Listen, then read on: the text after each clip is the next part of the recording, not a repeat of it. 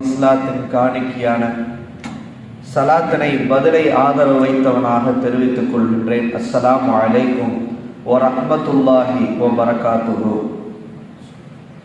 எல்லா புகழும் வல்ல அல்லாஹ் ஒருவனுக்கே உரித்தாகட்டுமாக. ஆமீன்.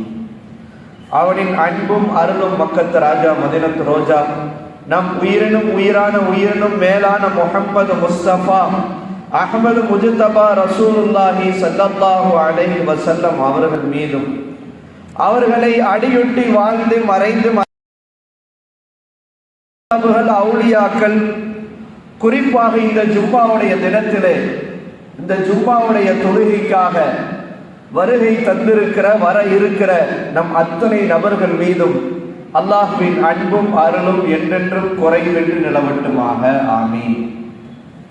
அல்லாஹுடைய மகத்தான கிருபையால் அல்லாஹு தஆலா கண்மணி நாயகம் முஹம்மது ரசூலுல்லாஹி ஸல்லல்லாஹு அலைஹி வஸல்லம் அவர்களுடைய உம்மத்திலே அல்லாஹ் நம்மை பிறக்க வைத்திருக்கிறான். எத்தனையோ நபிமார்கள் கூட நபி ஸல்லல்லாஹு அலைஹி வஸல்லம் அவர்களுடைய உம்மத்திலே ஒரு சாதாரண அடியானாக நான் இருக்க வேண்டும் என்று ஆசைப்பட்டிருப்பதை நாம் கேள்விப்படுகிற போது நாம் அல்லாஹ்விடத்திலே எந்த விதத்திலேயும் நாம் கேட்காமலேயே உம்மத்தே முஹம்மதியா என்கிற நபி ஸல்லல்லாஹு அலைஹி வஸல்லத்துடைய உம்மத்தினுடைய பிறக்கிற போதே முஸ்லிமான தாய் தந்தையுடைய வயிற்றிலே அல்லாஹ் நம்மை பிறக்க வைத்தானே, இந்த ஒரு நியமத்திற்கு இந்த ஒரு அருட்கொடைக்கு நம் வாழ்நாள் முழுக்க ஆகாது. எல்லாம் அல்ல அல்லாஹு தஆலா அத்தகைய நியமத்திற்கு சுக்ர் செய்யக்கூடியவர்களாக அல்லாஹ் உங்களையும் என்னையும் ஆக்கி அருள் புரிவானாக. அல்லாஹு தஆலா நபி ஸல்லல்லாஹு அலைஹி வஸல்லம் அவர்கள் மூலமாக ஒரு அற்புதமான மார்க்கத்தை, ஒரு வழிகாட்டுதலை, ஒரு வே ஆஃப் லைஃப் என்று சொல்வார்கள். மற்றதையெல்லாம் மதம் என்று சொல்கிற இந்த நேரத்திலே இஸ்லாம் என்றால் வே ஆஃப் லைஃப், ஒரு மனிதன் வாழ்வதற்கான ஒரு வழிகாட்டுதல், ஒரு அற்புதமான வழிகாட்டுதலை நபி ஸல்லல்லாஹு அலைஹி வஸல்லம் அவர்கள் நமக்கு காட்டி சென்றிருக்கிறார்கள். நபி ஸல்லல்லாஹு அலைஹி வஸல்லம் அவர்கள் காட்டி சென்றிருக்கிற இந்த வாழ்வியல் வழிகாட்டுதலை ஒரு மனிதன் பின்பற்றினாலே அவன் இம்மையிலேயும் ஒரு பெரிய பாக்கியசாலியாக, மக்களால் விரும்பப்படக்கூடிய நபராக மாறிவிடுவார். மறுமையிலும் அல்லாஹ்விடத்திலே அவர் வெற்றி அடைந்து விடுவார். ரென்னான் ஷா அழகான ஒரு வார்த்தை சொன்னார், இஸ்லாம் இஸ் a பெஸ்ட் ரிலீஜியன். இஸ்லாம் என்பது ஒரு சிறந்த மார்க்கம், ஆனால் அதை பின்பற்றக்கூடியவர்கள் ஒஸ்ட் என்று சொன்னார். ஒரு மாற்று மத சகோதரர் அவர் இஸ்லாத்தை படித்துவிட்டு சொல்லுகிற செய்தி, இஸ்லாம் இஸ் the பெஸ்ட் ரிலீஜியன். இஸ்லாம் என்பது ஒரு சிறந்த மார்க்கம், ஆனால் அதை பின்பற்றக்கூடியவர்கள் ஒஸ்டாக இருக்கிறார்கள் என்று அவர் சொன்ன அந்த வார்த்தையை நினைத்து பார்க்கிறோம். இன்றைக்கு ஒரு காலம் இருந்தது, இஸ்லாத்தை முஸ்லிம்கள் பின்பற்றிய காலம் போய் இன்றைக்கு மாற்று மத சகோதரர்கள் அவர்கள் பின்பற்ற ஆரம்பித்து விட்டார்கள். ஆனால் முஸ்லிம்களாகிய நாம் அதை பின்பற்றுவதிலேயே தொய்வில் இருக்கிறோம். இன்றைக்கு ஒரு சாதாரண வழிகாட்டுதல், ஒரு காலம் இருந்தது, பெற்றோர்கள் என்றால் அவர்களை எப்படி வைத்து பார்த்துக் கொள்வார்கள். பெற்றோர்கள் அவர் கல்யாணம் முடிச்ச பிறகும் கூட அந்த பெற்றோர் தன் மகனை அடிக்கிற அளவுக்கு அதிகாரம் படைத்தவராக ஒரு காலம் இருந்தார். மகன் கல்யாணம் முடிச்சிருப்பாரு, கல்யாணம் முடிச்சு இவர் குழந்தை பெற்று அவர் ஒரு லைஃப்ல ஒரு பெரிய வயசை அடைந்திருப்பார். ஆனா அத்தான ஒரு மரியாதை, பெற்றோர் என்றால் ஒரு மரியாதை, தாய் என்றால் ஒரு பாசம். அவர்கள் என்ன கண்டித்தாலும் அந்த வயதிலேயும் தனக்கு பிள்ளை இருக்கிற வயதில் கூட தன் தந்தை கண்டிக்கிற கண்டிப்பை அதை பணிவோடு ஏற்றுக்கொண்ட காலம் ஒரு காலம். இன்றைக்கு பார்க்கிறோம், பெற்றோர்களை முதியோர் இல்லத்திற்கு தள்ளுவதை பார்க்கிறோம். இன்றைக்கு முதியோர் இல்லங்களுடைய சர்வேவை எடுத்து பார்க்கிற போது அதிகமான இஸ்லாமிய பெற்றோர்கள் முதியோர் இல்லங்களிலே தள்ளப்படுவதை பார்க்கிறோம். பெற்றோரை சரிவர வைத்து பார்த்து கொள்ளாத ஒரு சமுதாயமாக நாம் மாறி வருகிறோம். இன்றைக்கு அண்டை வீட்டார் விஷயம், அதே போன்று ரத்த பந்த உறவுடைய விஷயம், அதே போன்று விருந்தாளியுடைய விஷயம், நபி ஸல்லல்லாஹு அலைஹி வஸல்லத்துடைய ஹதீஸை படித்து பார்க்கிற போது, திருமதியை நான் நடத்தி வருகிறேன் மதரசாவிலே, அந்த திருமதியிலே இது சம்பந்தப்பட்ட பாடம் ஒரு 1000 ஹதீஸ் வருகிறது. நடத்த மாணவர்களுக்கு நடத்துகிற போது ஆச்சரியமாக இருக்கிறது. இதையெல்லாம் நாம் பின்பற்றினால் இஸ்லாம் அது நாம் யாரும் சொல்லி அது மாறுவதல்ல, நம் வாழ்க்கையை பார்த்து பல பேர் இஸ்லாத்திற்குள் வருவார்கள். அப்படிப்பட்ட ஒரு அழகான வழிகாட்டுதலை நபி ஸல்லல்லாஹு அலைஹி வஸல்லம் அவர்கள் குர்ஆனின் வழியாகவும் ஹதீஸின் வழியாகவும் காட்டி கொடுத்திருக்கிறார்கள். இன்றைக்கு முதியோர் இல்லத்திலே போய் பார்க்கிறோம். இன்றைக்கு தேனி மாவட்டத்திலே மட்டும் கணக்கெடுத்து பார்த்தால் 10க்கும் மேற்பட்ட முதியோர் இல்லங்கள் இருக்கிறது. உத்தமபாளையத்தில் 2 முதியோர் இல்லம் இருக்கிறது. எனக்கு போய் அனுபவம் உண்டு. அங்கு போய் பார்த்தால் முஸ்லீம்கள் எத்தனையோ பேர் அவர்கள் பெற்றோர்களால் அவர்கள் மகன்களால் கைவிடப்பட்ட அந்த வயதான மூதாட்டிகள் அங்கே இருக்கிறார்கள். கேள்விப்பட்டால் பணக்காரர்களாக இருக்கிறார்கள், பெரிய செல்வந்தர்களாக இருக்கிறார்கள், நிறைய மகள்கள் உடையவர்களாக இருக்கிறார்கள். ஒரு குறிப்பிட்ட வயதை அடைந்த பிறகு வெச்சு பார்க்க முடியாம முதியோர் இல்லத்திலே கொண்டு போய் தள்ளிவிட்டார்கள் என்ற செய்தியை கேள்விப்படுகிற போது ஆச்சரியமாகவும் அதிர்ச்சியாகவும் இருக்கிறது. அல்லாஹ் எவ்வளவு அழகான முறையிலே குர்ஆனில் சொல்லுகிறார். குர்ஆன்ல ஒரு 3 விஷயம் ஒன்னு செஞ்சாதான் அல்லாஹ் ஒன்னொன்னு ஏத்துக்குவான். அகைமு ஸலாத்து வ ஆத்து ஸகாத் என்று அல்லாஹ் பல இடங்களிலே சொல்லுகிறான்.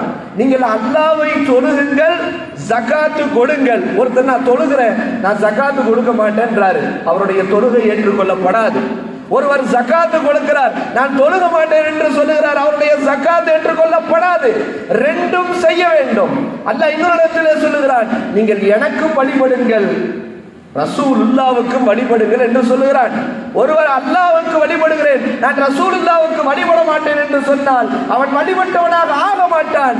இப்படி சொல்கிற அல்லாஹ் ஒரு இடத்திலே ரொம்ப அற்புதமாக சிந்திக்கும் விதத்திலே சொல்லுகிறான், நீ எனக்கு நன்றி செலுத்து, எனக்கு நீ நன்றி செலுத்து என்று சொல்லிவிட்டு அல்லாஹ் முடிக்கவில்லை, உன் பெற்றோருக்கும் நீ நன்றி செலுத்து என்று சொல்லுகிறான். ஒரு மனிதன் 5 நேரம் இமாம் ஜமாத்தோடு நெத்தி தேய தஹஜ்ஜத்து லுஹா அத்தனை தொழுகையும் தொழுது அல்லாஹ்வுக்கு ஷுக்ர் செய்தாலும் அவன் பெற்றோருக்கு அவன் நன்றி செலுத்தக்கூடியவனாக இல்லாவிட்டால் அவன் அல்லாஹ்வுக்கு நன்றி செலுத்திய நன்றி அல்லாஹ் ஏற்றுக்கொள்வதில்லை என்று சொல்லுகிறான். அல்லாஹ் தஆலா நம்மை பாதுகாப்பானாக. நம்ம ஈண்டெடுத்த தாய் தந்தை இடத்துல எப்படி நடந்து கொள்ள வேண்டும் என்று மார்க்கம் வழிகாட்டுகிறது. நம் பிள்ளைகளுக்கு அதை சொல்லிக் கொடுக்க வேண்டும். நம்முடைய அடுத்த தலைமுறைக்கு ஒரு பெற்றோருடைய விஷயத்தில் எப்படி நடந்து கொள்ள வேண்டும் என்று வழிகாட்ட வேண்டும். அல்லாஹ் குர்ஆனில் ஒரு இடத்துல இப்படி சொல்லுகிறான், வகலா ரப்புக அல்லா தஅபுது இல்லா இய்யாஹு. ஒரு மனிதன் அல்லாஹ்வை தவிர வேறு யாரையும் வணங்க கூடாது என்று அல்லாஹ் சொல்லிவிட்டு அந்த ஆயத்தை தொடர்ச்சியாக சொல்கிறான், வபில் வாலிதைனி இஹ்சானா, வபில் வாலிதைனி இஹ்சானா. உன்னை 10 மாதம் சுமந்து பெற்றெடுத்த உன் தாய், உன்னை மனதிலே சுமந்து உனக்காக எல்லா நல்லது கெட்டதையும் செய்த உன் தந்தை, இருவரின் விஷயத்திலே நீ உபகாரமாக நடந்து கொள் என்று அல்லாஹ் சொல்கிறான். தன்னை வணங்க சொல்லிவிட்டு அல்லாஹ் அடுத்த செய்தியாக பெற்றோருக்கு உபகாரம் செய்ய சொல்லி அல்லாஹ் சொல்லுகிறான். சொல்லிட்டு அல்லாஹ் தஆலா இதோட விட்டுறல, அழகா சொல்றான் வழிகாட்டுதல்.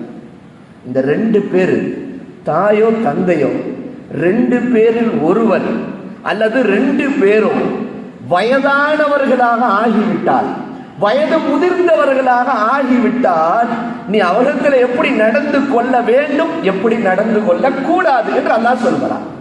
எப்படி நடந்து கொள்ள கூடாது? ஃபலா தகுல் லஹுமா உஃபின். அவர்களிடத்திலே முகம் சுளிக்கும் விதமான வார்த்தையை நீ பயன்படுத்தி கூடாது. என்னத்தா இப்படி ரொம்ப நொய்யுன்ட்டே இருக்கீங்க, ஏதாவது கேட்டுக்கிட்டே இருக்கீங்க, என்னம்மா எப்ப பார்த்தாலும் படுக்கையிலே உங்களுடைய கலாவுல் ஹாஜத்தை நீங்கள் செய்து விடுகிறீர்கள், உங்களுக்கு என்னம்மா அறிவு இல்லையா என்று நாம் சொல்லிவிடக் கூடாது என்று அல்லாஹ் சொல்கிறான். ஃபலா தகுல் லஹுமா உஃபின்.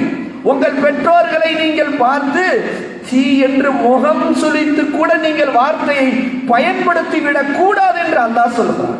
சொல்லிட்டு அல்லாஹ் அடுத்து சொல்றான், ஃபலா தன்ஹர்ஹுமா.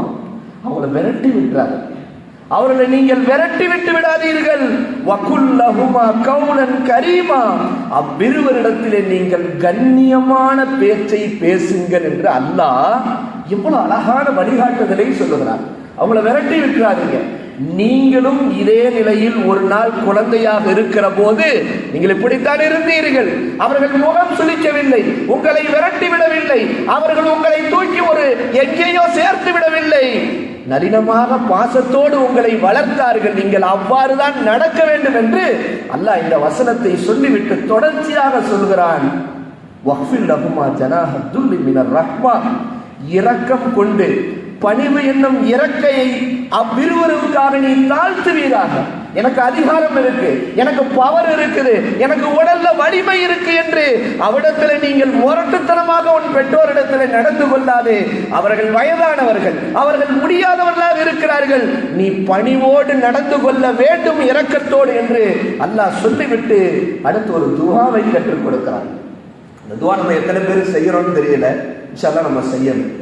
அல்லாஹ் ஒரு துஆவை கற்றுக் கொடுக்கிறான். நம்ம வயசானவங்களா இருக்கலாம், நம்ம அத்தா அம்மா கபருக்கு போனவர்களாக இருக்கலாம், அல்லது நம்முடைய தாய் தந்தை ஹயாத்தோடு இருக்கலாம். அல்லாஹ் இந்த துஆவை கற்றுக் கொடுக்கிறான். குல் ரப்பி இரஹம்ஹுமா, நபியே நீங்கள் சொல்லுங்கள் அவரிடத்திலே, ரப்பி இரஹம்ஹுமா, யா அல்லாஹ் என்னுடைய தாய் தந்தையர்களுக்கு நீ இரக்கம் காட்டு, என்னுடைய தாய் தந்தையர்களுக்கு நீ இரக்கம் காட்டு. கமா ரப்பயானி சதீரா, நான் சின்ன பிள்ளையாக இருக்கிற போது என்னை படிப்படியாக வளர்த்தார். அல்லாஹ் பயன்படுத்துகிற வார்த்தை ரப்பயானி. ரப்பயானி என்பது அல்லாஹ்வுக்குரிய வார்த்தை. ரப் என்றால் அல்லாஹ்வுக்குரிய வார்த்தை. நாம் ஒரு சாதாரண விந்து துளியான தாயின் வயிற்றிலே நாம் உருவாகி 10 மாதம் சுமந்து ஒரு சிறிய குழந்தையாக பெற்றெடுக்கப்பட்டு கொஞ்சம் கொஞ்சமாக நம்மை வளர்த்து ஆளாக்கிய அவர்கள் எப்படி எங்களுக்கு ரப்பாக இருந்து எங்களை ரட்சித்தார்களோ அதை போன்று யா அல்லாஹ் நீ அவர்களுக்கு இரக்கம் காட்டு என்று துஆவை அல்லாஹ் கற்றுக் கொடுக்கிறார். குல் ரப்பி இரஹம்ஹுமா, நாம் ஓதுவோம் ரப்பி இரஹம்ஹுமா கமா ரப்பயானி சகீரா. தஃசீரிலே எழுதுகிறார்கள், ஒரு அற்புதமான செய்தி. ஒருவன் 5 நேரம் தொழுதால் தான் அல்லாஹ்வுக்கு நன்றி செலுத்துவதாக ஆக முடியும். ஒருவன் 5 நேரம் தொழுது விட்டு ஒவ்வொரு நேரத்திற்கு பிறகும் தன் பெற்றோர்களுக்காக இந்த துஆவை அவன் செய்ய வேண்டும் என்று எழுதுகிறார்கள். அப்படி அவன் செய்யவில்லை என்றால் அவன் பெற்றோருக்கு அவன் நன்றி செலுத்துவனாக ஆக மாட்டான் என்று தஃசீரில் எழுதுகிறார்கள். நாம் தொழுகைக்கு பின்னால் ரப்பி இரஹம்ஹுமா கமா ரப்பயானி சதீரா, யா அல்லாஹ் எங்களை சிறு வயதிலே அவர்கள் வளர்த்ததை போன்று அவர்களுக்கு நீ இரக்கம் காட்டு என்று துஆ செய்ய சொல்லி அல்லாஹ் வலியுறுத்துகின்றான். நபி ஸல்லல்லாஹு அலைஹி வஸல்லம் அவரிடத்தில் ஒரு சஹாபி வந்து கேட்டார்கள், யா ரசூலல்லாஹ், நான் ஜிஹாதுக்கு போக வேண்டும், போருக்கு போக வேண்டும், போர் செய்ய போக வேண்டும், அனுமதி தாருங்கள் என்று கேட்கிறார். நபி ஸல்லல்லாஹு அலைஹி வஸல்லம் என்ன கேட்டிருப்பாங்க? கேட்டாங்க, உனக்கு தாய் தந்தையர்கள் இருக்கிறார்களா என்று கேட்டார். உனக்கு பெற்றோர்கள் இருக்கிறார்களா என்று கேட்டார்கள். மார்க்கத்தில் அன்றைக்கு ஜிஹாத் என்பது ஒரு பெரிய உயர்ந்த நன்மைக்குரிய விஷயம். அவர் கேட்டபோது நபி திருப்பி கேட்டாங்க, உனக்கு பெற்றோர்கள் இருக்கிறார்களா என்று கேட்டபோது அவர்கள் சொன்னார்கள், எனக்கு தாய் இருக்கிறார்கள், என்னை பெற்றெடுத்த தாய் இருக்கிறார்கள் என்று சொன்னபோது, நீ அவர்களுக்கு போய் நீ பணிவிடை செய், உனக்கு ஜிஹாதுடைய நன்மை கிடைத்துவிடும் என்று சொன்னார்கள். அவர்கள் விஷயத்திலே நீ பணிவோடு அவர்களுக்கு ஹிதுமத் செய்தால் உனக்கு ஜிஹாதுடைய நன்மை கிடைக்கும் என்று நபி ஸல்லல்லாஹு அலைஹி வஸல்லம் அவர்கள் வலியுறுத்தி இருக்கிறார். என்றால் இன்றைக்கு தாய் தந்தையுடைய விஷயத்தில் நம்ம எவ்வளவு கவனமாக இருக்க வேண்டும். பெரும் பாவங்களை நபி ஸல்லல்லாஹு அலைஹி வஸல்லம் பட்டியலை போட்டுவிட்டு அதில் ஒரு செய்தியாக சொல்கிறார்கள், ஒகோகுல் வாலிதைன், தாய் தந்தையர்களை நோவினை செய்வது என்று சொல்கிறார்கள். அப்ப நாம பெற்றோர்களுடைய விஷயத்திலே மிக கவனமாக இருக்க வேண்டி இருக்கிறது. மார்க்கம் அதை வலியுறுத்தி இருக்கிறது. நபி ஸல்லல்லாஹு அலைஹி வஸல்லம் உடைய காலத்துல ஒரு சஹாபி நபி தோழருக்கு கடைசி நேரத்தில் கலிமா வரல. நபி தோழர் அல்கமா என்கிற நபி தோழர் அவர்கள் மனைவிக்கு முக்கியத்துவம் கொடுத்து தன்னுடைய தாயை அவர்கள் ஒதுக்கி பின்ன வைத்ததனால் அவர் சக்கராத்தில் அவங்க நாவல கலிமா வரல என்று வரலாற்று செய்தி வருகிறது. நபி ஸல்லல்லாஹு அலைஹி வஸல்லம் அதற்கு பிறகு அந்த தாயை மன்னிக்க சொல்லி வலியுறுத்தி அவர்கள் மன்னித்த பிறகுதான் இவர்கள் நாவில் கலிமா வந்தது. ஒரு நபியினுடைய காலத்துல வாழ்ந்த ஒரு சஹாபிக்கு தாயினுடைய தந்தையினுடைய பொருத்தம் இல்லாவிட்டால் கலிமா வராமல் தடுமாறியது என்றால் நாம் பெற்றெடுத்த தாய் தந்தையர்களை எப்படி கண்டுகொண்டு வைத்து நாம் அவர்களை பராமரிக்க வேண்டும், அவர்களுக்கு செய்ய வேண்டிய ஹக்கை எப்படி செய்ய வேண்டும்.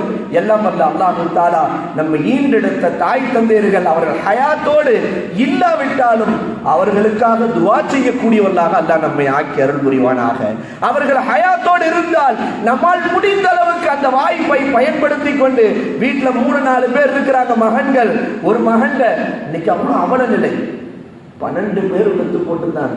12 பேரை பெற்றெடுத்து ஆளாக்கி அவர்களுக்கு கல்யாணம் முடிச்சு வச்சு எல்லாம் செய்தாலும் கூட அந்த தந்தை கடைசி நேரத்தில் நான் வச்சுக்க மாட்டேன், நீ கொஞ்ச நாள் வச்சுக்கோ, நீ கொஞ்ச நாள் வச்சுக்கோ, நீ கொஞ்ச நாள் வச்சுக்கோ, நீ கொஞ்ச நாள் வைத்துக்கொள் என்று 12 பிள்ளைகளுடைய வீட்டிலேயும் சுழற்சி முறையில் அடித்து இவர்களிடத்திலே இருப்பதை விட நாம கபருக்கே போய்விடலாம் என்று நினைக்கிற அளவுக்கு இன்னைக்கு அவன் நிலை ஆகிவிட்டது. எல்லாம் அல்ல அல்லாஹ் தஆலா அப்படிப்பட்ட அவன் நிலையை விட்டு நம்முடைய சமுதாயத்தை அல்லாஹ் பாதுகாப்பானாக. அப்ப நபி ஸல்லல்லாஹு அலைஹி வஸல்லத்துடைய வழிகாட்டுதல் நம்முடைய பெற்றோர்களை நாம் அவர்களுக்கு துஆ செய்யக்கூடியவர்களாக, பணிவிடை செய்யக்கூடியவர்களாக, உபகாரம் செய்யக்கூடியவர்களாக, எந்த நிலையிலேயும் பெற்றோர்கள் மரணிக்கிற வரை அவர்களை தவிப்புக்குள் ஆக்காத பிள்ளைகளாக நம்மை அல்லாஹ் ஆக்கி அருள் புரிவானாக. இரண்டாவது நபி ஸல்லல்லாஹு அலைஹி வஸல்லத்திட்ட ஒரு சஹாபி கேட்டாங்க. இப்னு அப்பாஸ் எல்லாம் அறிவிக்கிறாங்க, யார் ரசூலல்லாஹ், பெற்றோருக்கு செய்ய வேண்டிய கடமை என்னன்னு நீங்க சொன்னீங்க, ஆனா பெற்றோர் பிள்ளைக்கு செய்ய வேண்டிய கடமை என்னன்னு நீங்க சொல்லலையேன்னு கேட்டார். சப்ஜெக்ட் ரெண்டாவது, பெற்றோருக்கு செய்ய வேண்டிய கடமை என்ன என்று நீங்கள் சொல்லி இருக்கிறீர்கள், பெற்றோர் பிள்ளைக்கு செய்ய வேண்டிய கடமை என்ன என்று நீங்கள் சொல்லவில்லையே என்று கேட்ட போது நபி ஸல்லல்லாஹு அலைஹி வஸல்லம் ஒரு பெற்றோர் பிள்ளைக்கு செய்ய வேண்டிய கடமை 3 நபி அவர்கள் வலியுறுத்தி இருக்கிறார்கள். கடந்த ஜும்மாவில ஒரு சில விஷயங்களை நாம் பார்த்தோம். நபி ஸல்லல்லாஹு அலைஹி வஸல்லம் 3 விஷயத்தை சொன்னார்கள். முதலாவது, ஒரு பெற்றோர் பிள்ளைக்கு செய்ய வேண்டிய கடமை அவருடைய பெயரை அழகாக்க வேண்டும், நல்ல பேரை வைக்கணும், பிள்ளைக்கு நல்ல பேரை வைக்கணும். அர்த்தம் இல்லாத இன்றைக்கு பார்க்கிறோம், கூகுள்ல தேடி அர்த்தமே இல்லை, அந்த பேரு வாயில நுழையிறதுக்கு அழகா இருக்கு அதனால பேர் வைக்கிறாங்க. அஜரத்துல ஒரு பேரை இவங்களா செலக்ட் பண்ணி கூகுள்ல கண்டுபிடிச்சு அஜரத் இதுக்கு என்ன அர்த்தம்னு கேட்கிறாங்க. அஜரத்து அர்த்த விவகாரமா இருக்குது, அதை சொல்லவும் முடியாம முழுங்கவும் முடியாம இது வைக்காதீங்கன்னு சொன்னா, போங்க அஜரத் எவ்வளவு அழகா இருக்குது பேருன்னு சொல்லி இன்னைக்கு பெயரிலேயே கோளாறு ஆகிவிட்டது. நபி ஸல்லல்லாஹு அலைஹி வஸல்லம் சொன்னாங்க, ஒரு நாம் பிள்ளைக்கு வைக்கக்கூடிய பெயர் அவருடைய வாழ்க்கையில அசர் செய்யும் என்று சொன்னார்கள், வாழ்க்கையிலே மாற்றம் ஏற்படுத்தும் என்று சொன்னார்கள். அர்த்தம் இல்லாத எத்தனையோ பேரை நபி ஸல்லல்லாஹு அலைஹி வஸல்லம் காலத்துல ரசூலுல்லாஹ் பேரை மாத்தினாங்க. மதீனாவுக்கே மதீனான்னு பேர் இல்லை, யஸ்ரிப்னு ஒரு பேர் இருந்துச்சு. நபி ஸல்லல்லாஹு அலைஹி வஸல்லம் மதீனாவுக்கு வந்தவுடன் அந்த பெயர் சரியில்லை என்று நபி ஸல்லல்லாஹு அலைஹி வஸல்லம் மதீனமா நகரம் என்று பெயரை மாற்றினார்கள். அப்போ ஒரு பெற்றோர் பிள்ளைக்கு செய்ய வேண்டிய முதல் கடமை பெயரை அழகாக்க வேண்டும், பெயரை அழகாக்க வேண்டும். இரண்டாவது சொன்னாங்க, அதவா ஒழுக்கத்தை அழகுபடுத்த வேண்டும். இன்றைக்கு பைக் வாங்கி கொடுக்கிறோம், செல்போன் வாங்கி கொடுக்கிறோம், கேட்டதையெல்லாம் வாங்கி கொடுக்கிறோம், ஆனால் ஒழுக்கத்தை நாம் வாங்கி கொடுப்பதில்லை, ஒழுக்கமான அந்த பராமரிப்பை நாம் செய்வதில்லை. இன்றைக்கு என்ன அவல நிலை, அல்லாஹ் அக்பர். இன்றைக்கு புர்கா அணிந்து கொண்டு டிவி நிகழ்ச்சிகளிலே ஆடுவதை பார்க்கிறோம். இஸ்லாம் என்றால் அது ஒழுக்க நியதியான மார்க்கம் என்பதை கடந்து ஹிஜாப் இல்லாமல் திரிகிற எத்தனையோ பெண்கள், எதுக்கு ஹிஜாப் போட்டிருக்காங்கன்னே தெரியல, முடியெல்லாம் தெரியுது, எதற்கு அவர்கள் அது மாதிரி ஹிஜாப் போட்டு போறாங்களேன்னு தெரியல. எத்தனையோ வாலிபர்கள் ஒழுக்கம் இல்லாமல் திரிவதை பார்க்கிறோம். ஒரு பெற்றோர் தன் பிள்ளைக்கு செய்ய வேண்டிய இரண்டாவது கடமை ஒழுக்கத்தை கற்றுக் கொடுக்கணும். அதை செய்யலைன்னா ஒன்றும் செய்ய முடியாது. நபி ஸல்லல்லாஹு அலைஹி வஸல்லம் சொன்னார்கள், மா நஹில வாலிதுன் வலதஹு இல்லா பி அதபின் ஹுஸ்னின். ஒரு தந்தை தன் பிள்ளைக்கு செய்ய வேண்டிய கடமைகளிலேயே பிரதான கடமை, அவர் செய்யக்கூடிய அன்பளிப்புகளிலேயே பிரதான அன்பளிப்பு என்ன தெரியுமா? ஒழுக்கத்தை கற்றுக் கொடுப்பது. மார்க்கம் காட்டி கொடுத்த ஒழுக்கத்தை கற்றுக் கொடுப்பதுதான் ஒரு பெற்றோர் தன் பிள்ளைக்கு செய்ய வேண்டிய அன்பளிப்பிலேயே சிறந்த அன்பளிப்பு என்று சொன்னார்கள். அப்ப நாம நம்ம பிள்ளைகளுடைய விஷயத்துல, ஒழுக்க விஷயத்துல ரொம்ப கவனமாக இருக்கணும்.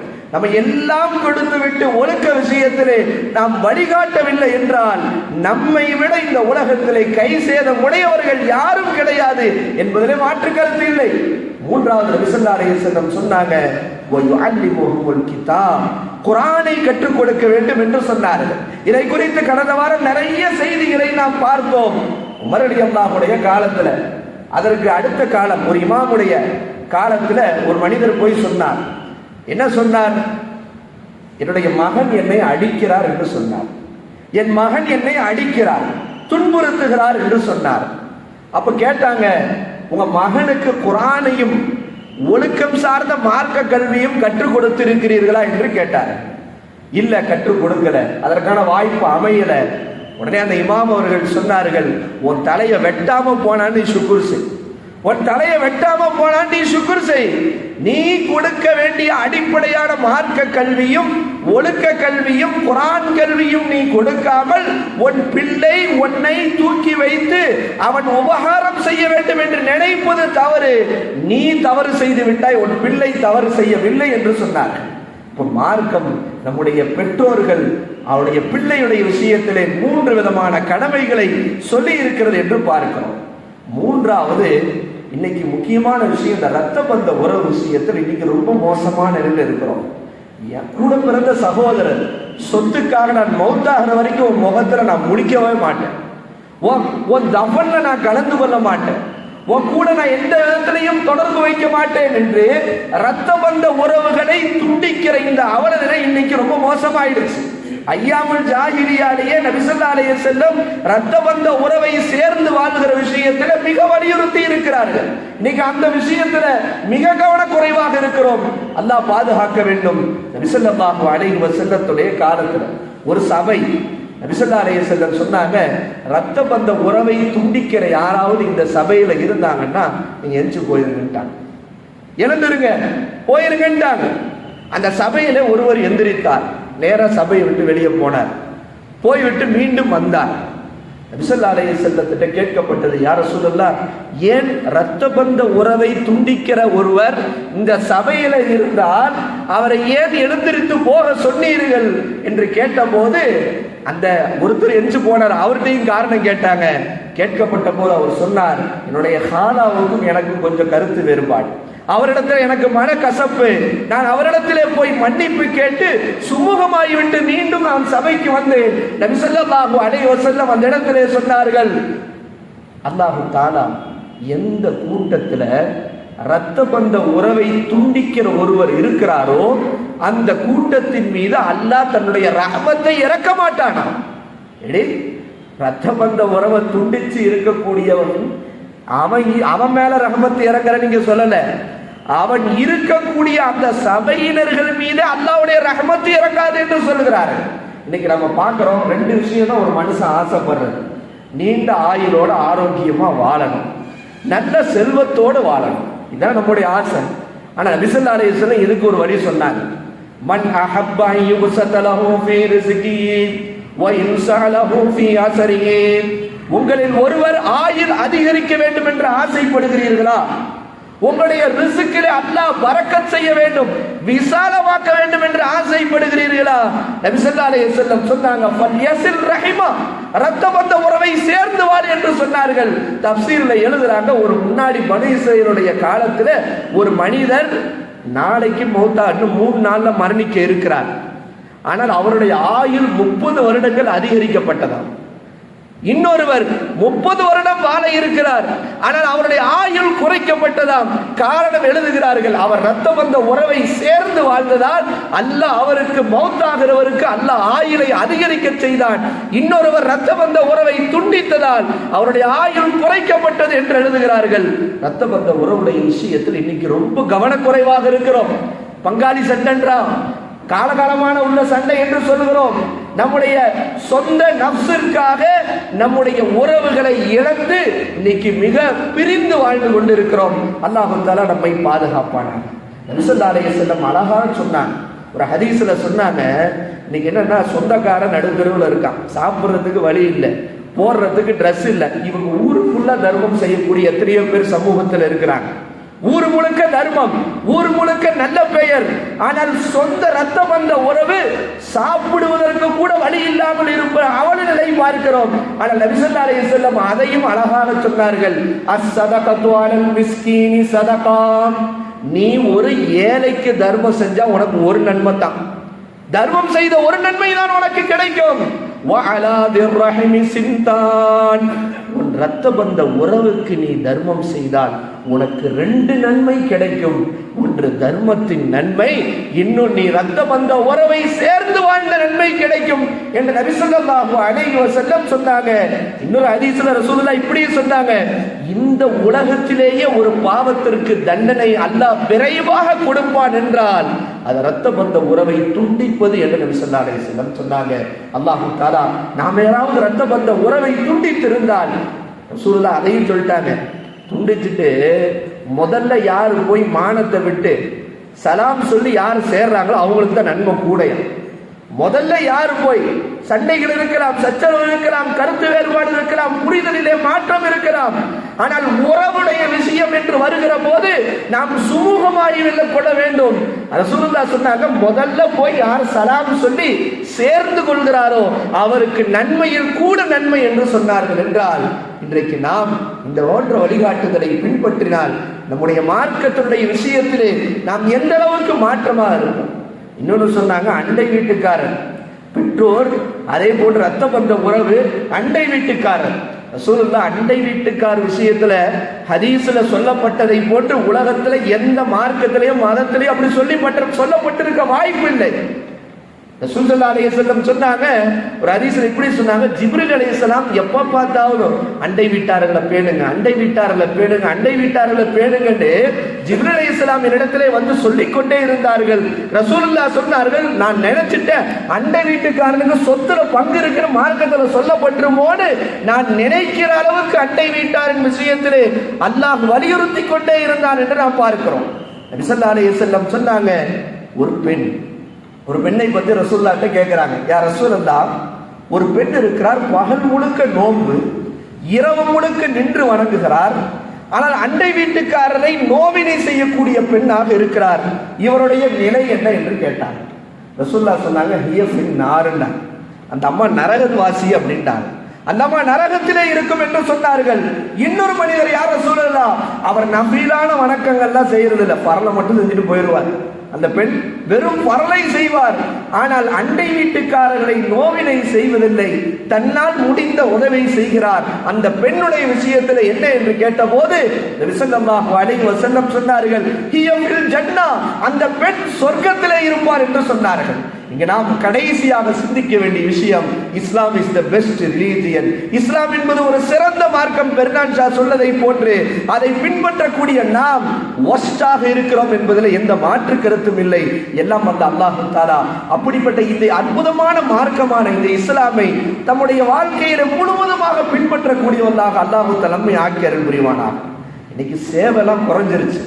சேவை, மக்களுடைய சேவை தான் எதிரான சிந்தனை உடையவர்களுக்கு ஒரு வழியாக இருக்கும். ரசூலுல்லாஹி ஸல்லல்லாஹு அலைஹி வஸல்லம் ஒரே ஒரு ஹதீஸோடு நான் நிறைவு செய்கிறேன். இந்த ஹதீஸை சிந்திச்சு பார்த்தா இப்படியுமா ஒரு செய்தி இருக்கிறது. ரசூல் ஸல்லல்லாஹு அலைஹி வஸல்லம் சொன்னாங்க, ஒரு விபச்சாரி தன்னுடைய ஒரு செயலின் காரணமாக மன்னிக்கப்பட்டால் என்று ஒரு ஹதீஸ். என்னவென்றால், அந்த விபச்சாரி ஒரு காட்டு வழியா நடந்து போறான். நடந்து போய் கொண்டிருக்கிற போது ஒரு கிணறு, அந்த கிணற்றுக்கு பக்கத்திலே ஒரு நாய். அந்த நாய் தாகத்தின் காரணமாக தண்ணீரை, அதை சாக கிடக்குது, நாக்க தொங்க போட்டு தண்ணி இல்லை, அப்படியே சாக கிடக்கிறது. அந்த விபச்சாரி பார்த்து விட்டு தன்னுடைய சீலையை எடுத்து அந்த தோலை ரெடி பண்ணி உள்ள இருந்து தண்ணி எடுத்து அந்த நாய்க்கு அந்த விபச்சாரியான பெண் தண்ணி கொடுத்தார். இந்த ஒரு செயலின் காரணமாக அல்லாஹ் அந்த பெண்ணை மன்னித்தான் என்று ஹதீஸிலே இருக்கிறார். சஹாபாக்கள் கேட்டாங்க, யார் ரசூலல்லாஹ், மிருகங்களுக்கு பராமரிப்புடன் கூடமா நன்மை இருக்கிறது என்று கேட்டார்கள். ரசூல் ஸல்லல்லாஹு அலைஹி வஸல்லம் சொன்னாங்க, இதய துடிப்புள்ள ஒவ்வொரு ஜீவராசிக்கு நாம் உதவுவதிலேயும் நன்மை இருக்கிறது என்று நபி ஸல்லல்லாஹு அலைஹி வஸல்லம் அவர்கள் சொன்னார்கள். என்றால் இன்றைக்கு அவ்வளவு அற்புதமான மார்க்கம். ஜும்மாவுடைய நேரம், பேச வேண்டும் என்றால் நிறைய செய்திகளை நாம் பேசலாம். இன்றைய ஜும்மாவில் நாம் பேசியது நம்மை ஈண்டெடுத்த தாய் தந்தையர்களை அவர்கள் ஹயாத்து உள்ளவரை அவர்களுக்கு உபகாரம் செய்யக்கூடிய, ஹிதுமத் செய்யக்கூடியவர்களாக அல்லாஹ் நம்மை ஆக்கி அருள் புரிவானாக.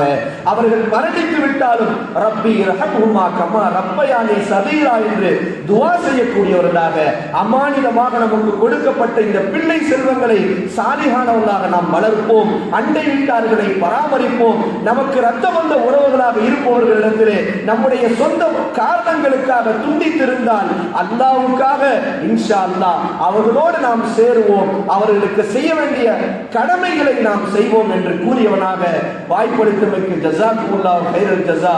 நாம் எதை கேட்டோமோ அதன்படி அமல் செய்யக்கூடியவர்களாக உங்களையும் என்னையும் அல்லாஹ் தஆலா ஆக்கி அருள் புரிவானாக. அஸ்ஸலாமு அலைக்கும் வரஹ்மத்துல்லாஹி வபரகாத்துஹு. சுன்னத்துல் வஹாதர்கள் தொழுது.